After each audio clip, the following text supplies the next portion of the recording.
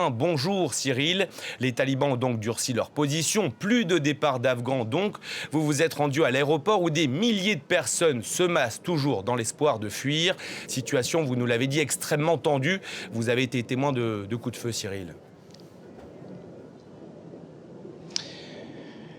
Oui, Florent, effectivement, nous venons de nous rendre à la porte 9, la porte nord, pardon, plus grande porte de l'aéroport de Kaboul, qui est maintenant bien connue de tous les Afghans qui sont candidats à l'exil. Et depuis cette annonce par le porte-parole des talibans que plus aucun Afghan qualifié ne pouvait bien accéder à l'enceinte de l'aéroport de Kaboul, paradoxalement, il y a encore plus de candidats à l'exil qui se pressent. Donc nous venons nous rendre à cette porte nord. Et là, c'est vrai qu'il y a une énorme tension, un peu plus d'ailleurs que d'habitude. Les forces talibanes sont plus importantes. Ils ont placé des Humvee, ce sont ces jeeps blindés américaines qui ont d'ailleurs été pris en prise de guerre à l'armée afghane, qui sont mis devant la porte. Et les talibans ne font que deux choses: chasser la foule avec des fouets en fonçant sur les hommes et les femmes qui sont agglutinés devant cette porte, ou alors tirer en permanence en l'air pour éloigner la foule. C'est ça, cette extrême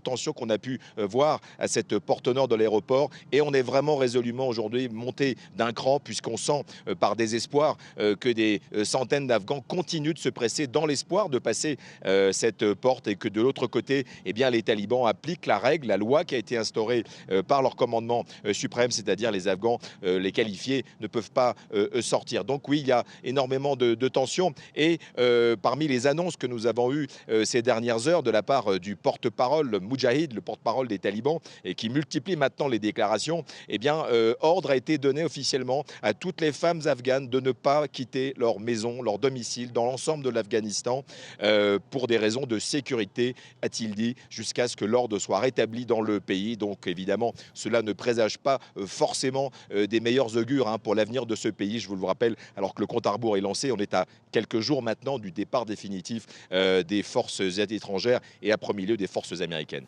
Cyril, vous êtes arrivé en début de semaine à Kaboul. Vous êtes d'ailleurs avec Catherine Noristren pour la chaîne anglophone de France 24, l'une des très rares équipes de journalistes sur place. Vous avez pu d'ailleurs nous envoyer des images exclusives, celles d'une patrouille avec les nouveaux maîtres du pays dans les rues de Kaboul. Racontez-nous tout simplement, Cyril.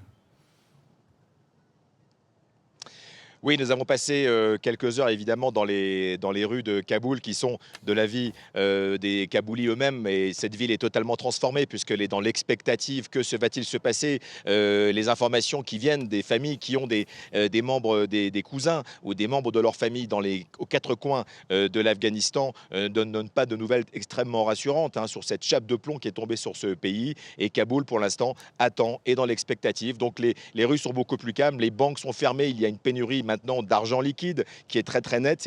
Ça devient très très compliqué. Et c'est vrai que nous avons pu, après beaucoup de négociations, il faut le dire, être embarqués, embedded, comme on pourrait l'être avec une armée normale, si on peut dire, avec donc une patrouille de talibans. Ce sont des combattants qui revenaient du front sud sur la frontière pakistanaise, des gens qui viennent de très très loin et qui font partie des milliers de talibans qui tentent de sécuriser, qui patrouillent toute la journée les rues de Kaboul. Donc